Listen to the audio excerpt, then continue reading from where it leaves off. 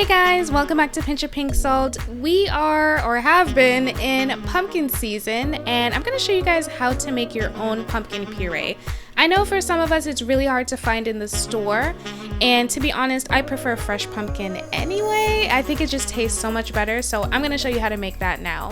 So the first thing we need is a sugar pumpkin or a pie pumpkin. They tend to be sweeter in flavor, and this is what people typically use when they're making any kind of baked goods. So the first thing we're going to do is, of course, inspect our pumpkin, and then we're going to go ahead and cut it. Now, I do not recommend cutting your pumpkin the way I'm doing. I honestly think it's not that safe. What I would recommend doing is cutting off the top, turning it over on that side so it's nice and stable, and then cutting it in half.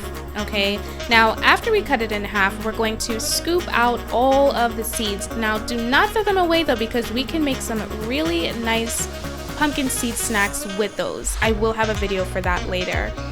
Alright, now we're going to go ahead and bake them. So the first thing we need to do is oil our baking sheet, and this is going to prevent any sticking. So make sure you have a nice layer of oil or even some parchment paper or a silicone pad on your baking sheet. And we're going to put our pumpkins on that sheet face down, okay? And we're gonna give them enough space to steam off. The last thing we're gonna do is poke some holes in the top. You don't have to do this. I just like to do this because it allows the steam to come through the skin a lot easier and bake faster. Alright, but you don't have to do that. We're then going to go ahead and put it in the center of our oven for about an hour, and we will know it's done when the skin is nice and dark, as you can see here, and we can get a knife to go through like butter. Okay, so I'm going to show you that here. We're going to go ahead and poke the skin with a knife, and as you can see, it goes in and comes out nice and easy. Alright, so that's how we know it's done and ready to go. We're going to go ahead and pull it out of the oven and let it cool down completely before we go ahead and scoop out the contents. So this is what it's going to look like when it's done, and I'm just going to show you here how easy it should come away from the skin. Alright, so it should not take any effort at all really to come through or come off of the skin. We're going to go ahead and pour those contents into our blender or our food processor, and you can see it's really nice and buttery. This is exactly the consistency that we want. Alright, now once we have all the contents in our blender or our food processor, we're going to go ahead and blend. So I'm blending on low speed, and I am using something to actually push the pumpkin down into the blade. I do have a Vitamix, and it tends to not move, so I have to push it down. If you do need to do this, please be very, very careful doing that, and you also do not need to add any liquid to the mixture.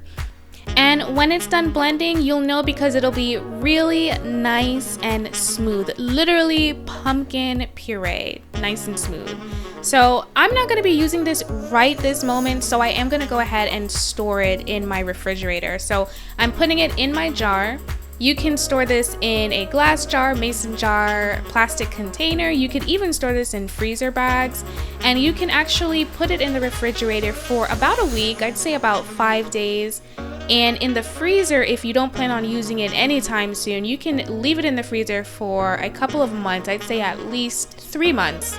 And you can definitely use this at a later date. And this is it, guys. This is my fresh homemade pumpkin puree. It was really easy to make, right? I mean, there are not that many steps, and the possibilities for using this pumpkin puree are endless. Okay, so I really hope you guys give this recipe a try. If you do, let me know in the comments below. Give this video a like, and if you have not already subscribed to my channel, definitely consider subscribing. I put out new videos every single week, and turn on that notification bell so you will be notified every time I put out a new video.